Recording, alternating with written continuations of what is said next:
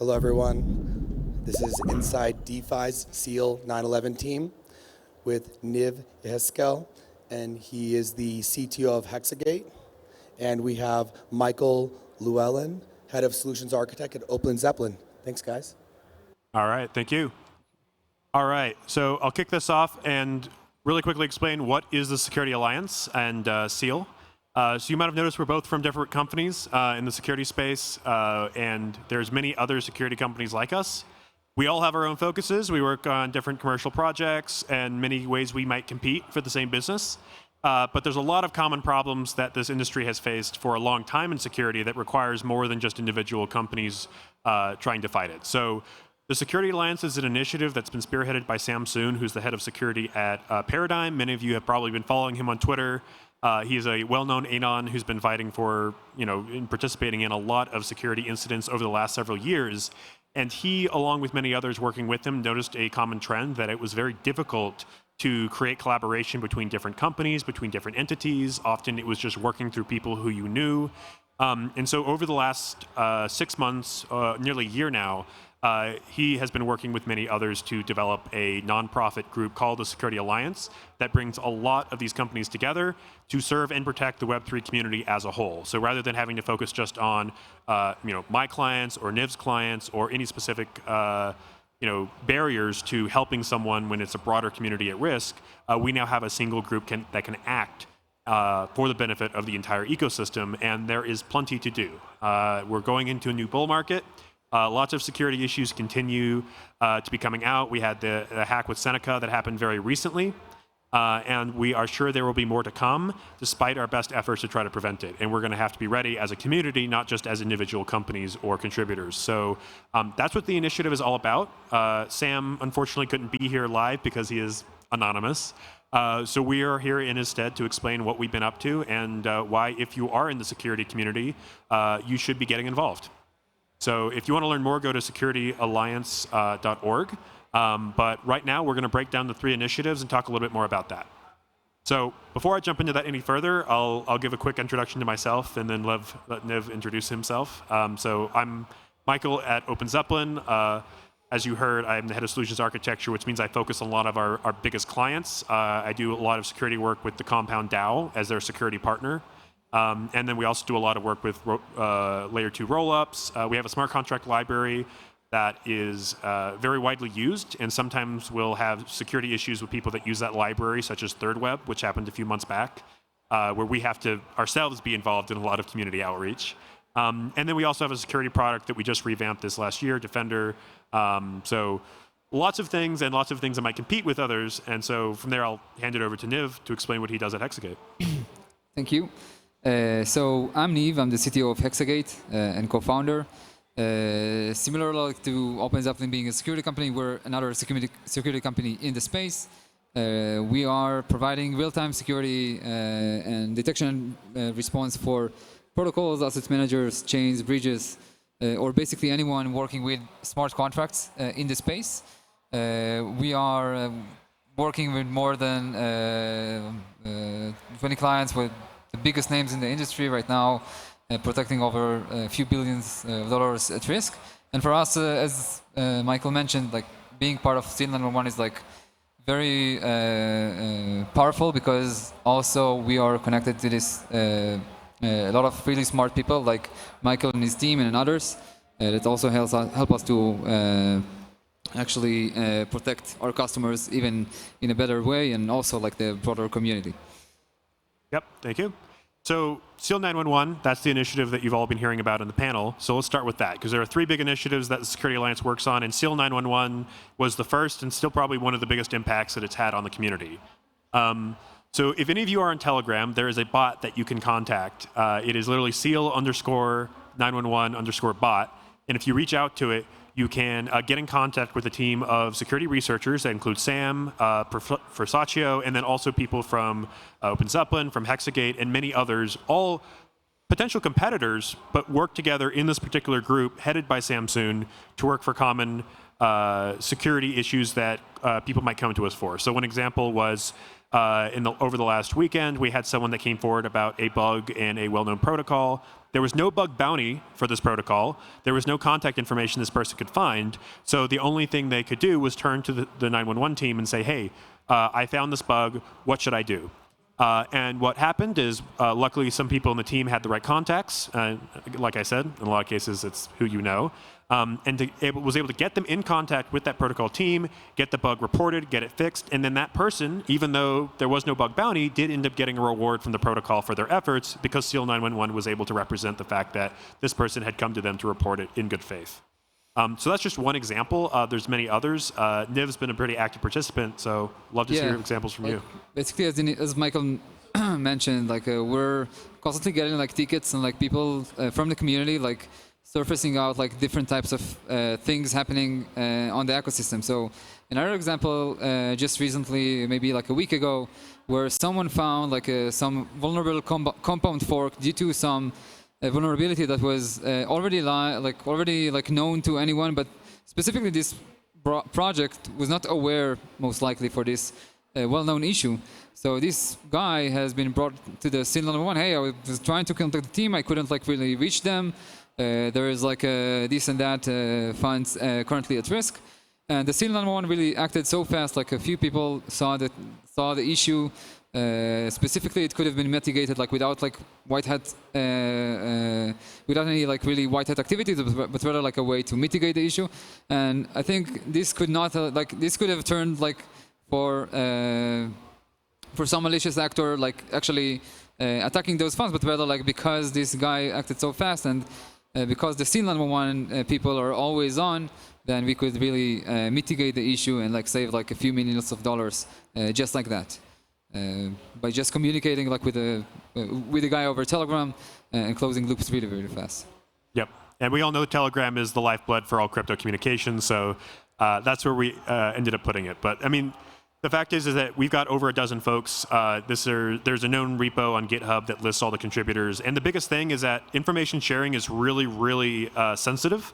If you found a bug, you have to be really careful about who you share that with. So having this common group of researchers who have committed themselves to not share information for their own commercial gain, to do exploits, to in any way misuse it, is a really important commitment to have so that when people turn to the SEAL 911 team for help, they know and can trust that they are going to be careful and trusted with that information and that they are going to be able to help. And in a lot of cases, it's just a fact of teams don't know where to turn, protocols don't know where to turn. We've had protocols that are being exploited, just not knowing what to do and need to reach out, all the way to, hey, I think my wallet has been scammed. I think my private key was lost in, maybe the LastPass hack, or my phone got stolen, or all these other things. What do I do next? How do I save my funds? Because in a lot of these cases, these hacks might be ongoing.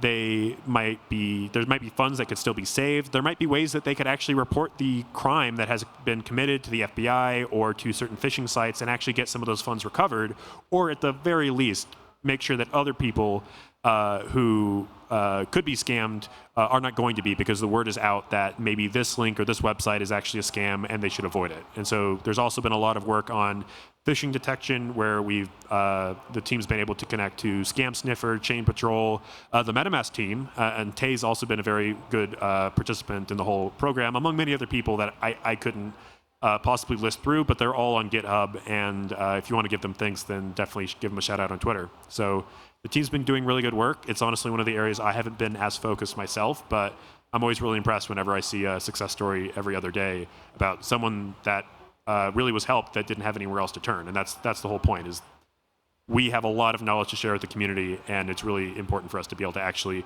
provide that when they need it, and usually in the speediest way possible, because when hacks happen, speed is often the biggest factor in how many funds can be saved.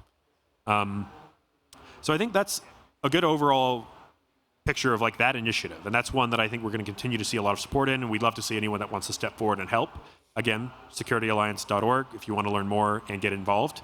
But that other initiative that has been going on almost as long is the SEAL War Games, which is really fun. It's more about prevention than response, and making sure that a lot of protocol teams, even the biggest protocol teams, are prepared.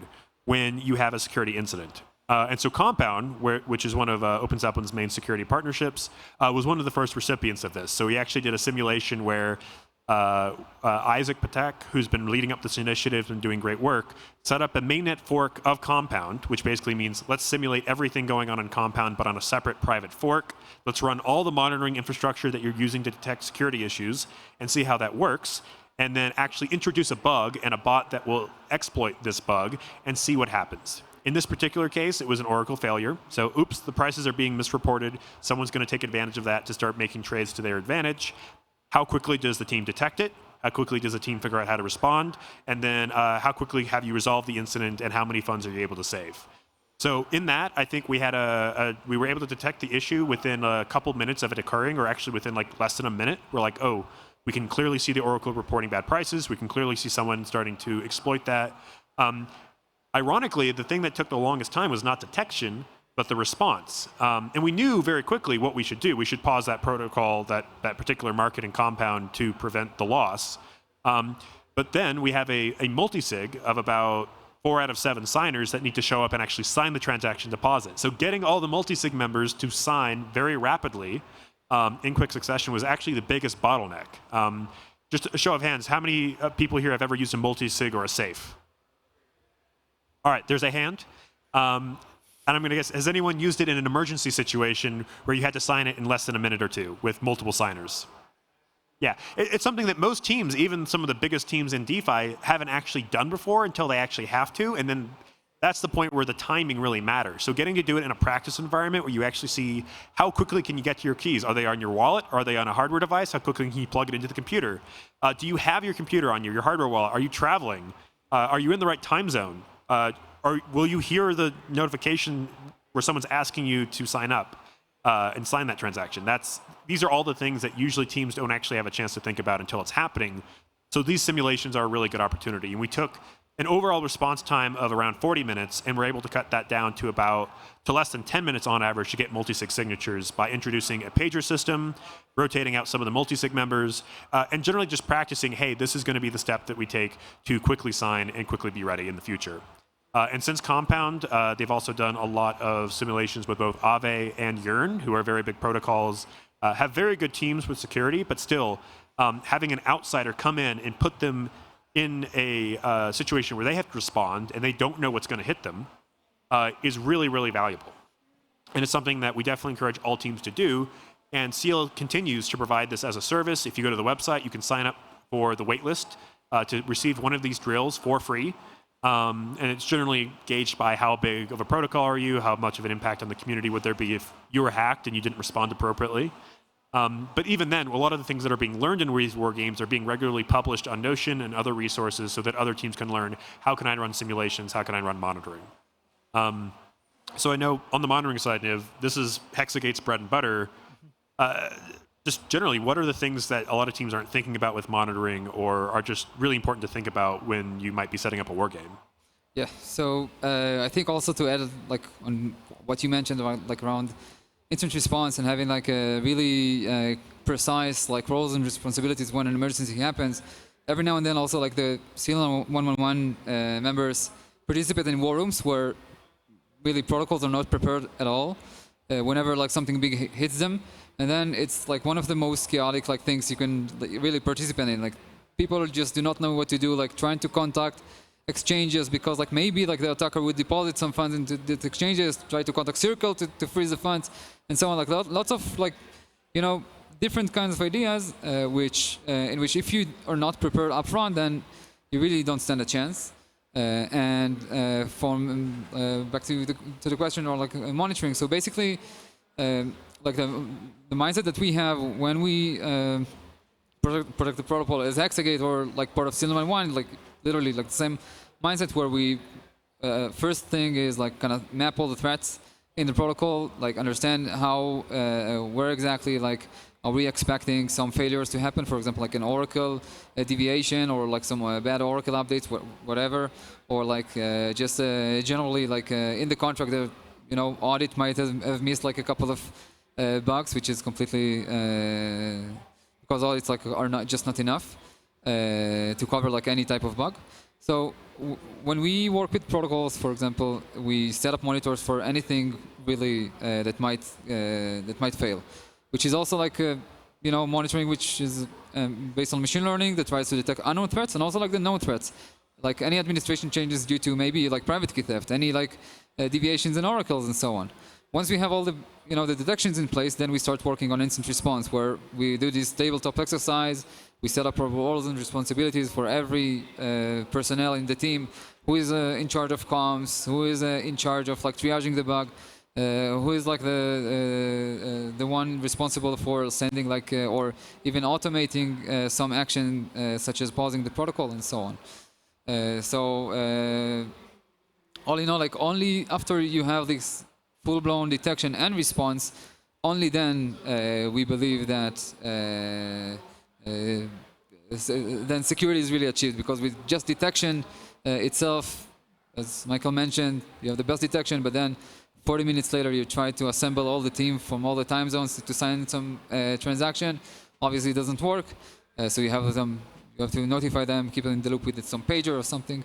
And also on the other side of the response, like you must have like very clear steps on what you're gonna do just besides detection. So it's kinda a combo of both detection and response. 100%. And best way to know for sure is to run through as realistic a drill as you can with maybe even a few team members not knowing it's a drill. All the better. So with the time they have left, we'll talk about the last initiative that has recently come out from the Security Alliance, which is the White Harbor Agreement. Now, I'll say that we've already talked about, your prevention, which is ideally having run through these scenarios and being prepared. When you maybe find a bug or, are trying to figure out how to fix it, maybe going to SEAL 911. But there are some scenarios that have come up, such as with the Nomad hack that happened a year or two ago, where a security researcher might come across a bug, and they might be in a situation where they know that bug is going to imminently be exploited.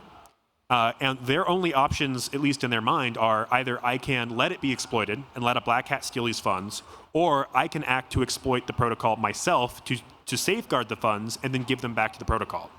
Now, that is a very dicey proposition from a legal, ethical, just make sure you get it right sort of perspective.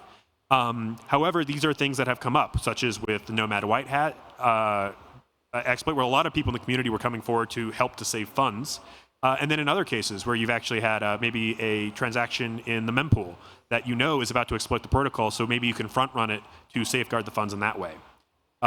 So these are very specific examples. They definitely don't apply to every scenario, and in many places it's probably better to report a bug rather than white hat exploit it. But for those scenarios, what the Security Alliance has put together is a White Harbor legal agreement that allows a protocol to publish a legal document that says, if you follow these procedures, we will consent to you white hacking our protocol to safeguard funds, and you may send them to this recovery address specifically. So, I'm not a lawyer. No one on here is, but this is a legal document that is available and is currently going into open review with the community to receive feedback to see what protocols might be interested in implementing this and what white hats might be comfortable exploiting protocols in these very specific scenarios with this agreement in place. So we're currently collecting feedback on that now. I'm very interested to see what comes, but I think the most important thing there is just making sure we have as many tools as possible, and that even if we get to a scenario where a white hat is necessary, we've done everything we can beforehand in terms of getting, doing good testing on the code, getting good audits, getting good monitoring, getting good incident response policies, all the way down to, okay, there's now these very specific scenarios where a white hat might be necessary. So in all, the purpose of the Security Alliance is to work on all these initiatives simultaneously to better have really defense in depth for security across the community. And a lot of this work is coming from different places. OpenZeppelin, we feel very confident about our Solidity and smart contract auditing skills. Hexagate is very good at real-time monitoring.